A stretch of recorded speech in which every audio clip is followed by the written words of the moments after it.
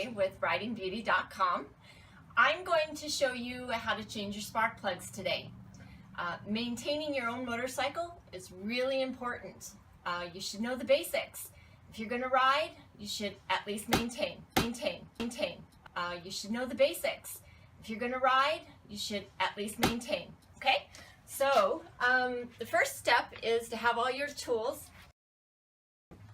For my bike, I have a Heritage 2002, and I need a 5/8 socket. Okay, so that's what I'm going to pull out the spark plug with. So you just come down here to the left side of your engine if you have a Harley, and you're pulling off the wires. And apparently I'm really weak today. So you pull off the wires. You take your socket and you put it over the plug.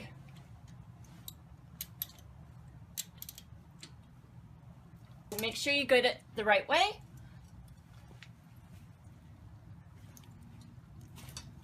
And you loosen it up.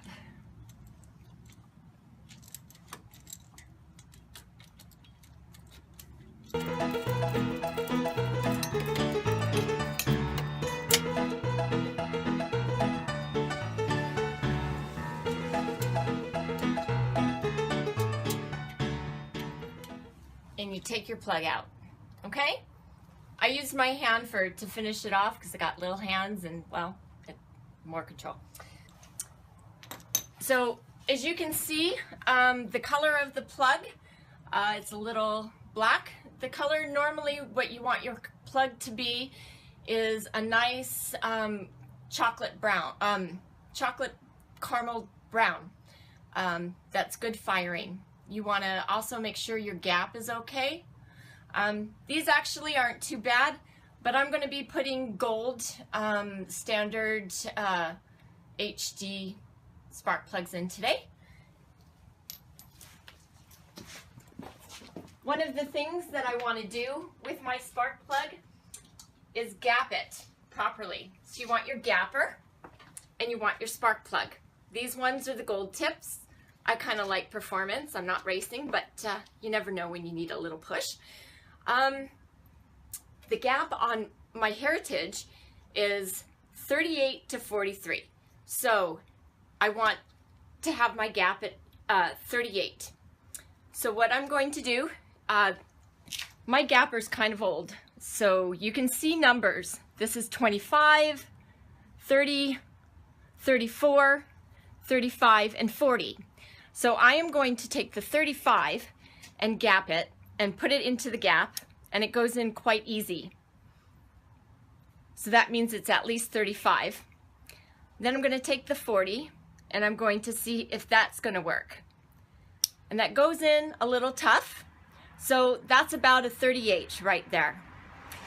If my spark plug's gap was too big, I would take this end right here and I insert it just like this and push it over and make the gap smaller by putting pressure on that, and then start the gapping process over.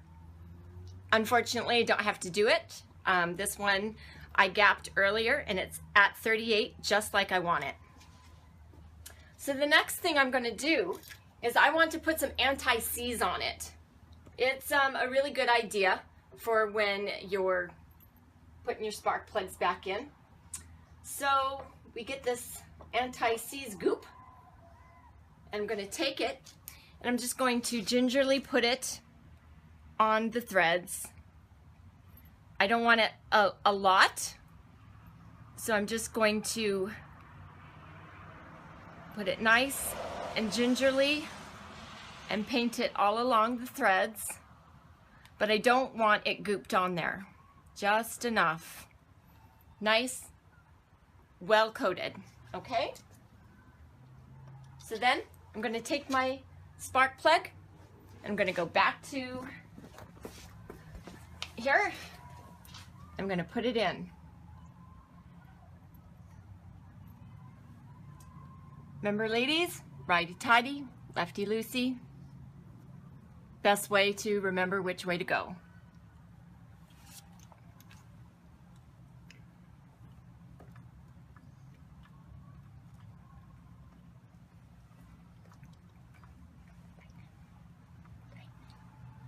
And then I'm going to tighten it.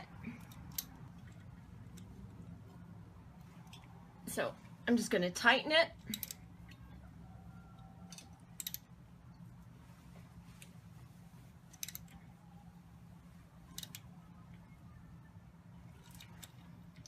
Until it's nice and tight. Wires go back on.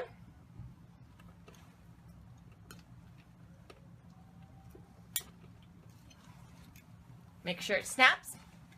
Then I'm ready to go. Okay? So I'm going to go ahead and finish this up after I shut off the video. But that's basically how you change your spark plugs. So remember, you get the standard spark plug for your bike. For Harley Davidsons, I suggest you stay with the standard or the gold tip. Iridiums don't work well with our fuel injected bikes, not the HDs anyway. And anti-seize on your spark plug.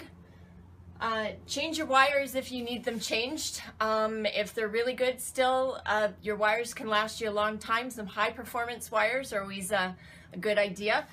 And there you go. That's the first step in maintaining your bike. Have a great day. See you again. So ladies, after we do the spark plugs, we're gonna start her up and see how she fires.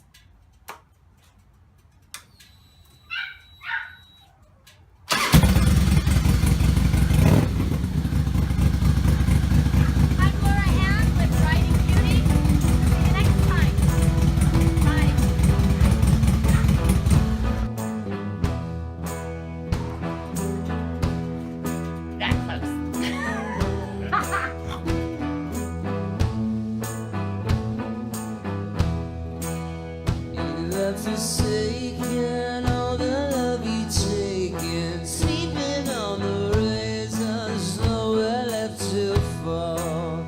Your body's aching, every bone is breaking, nothing seems to shake. There you go.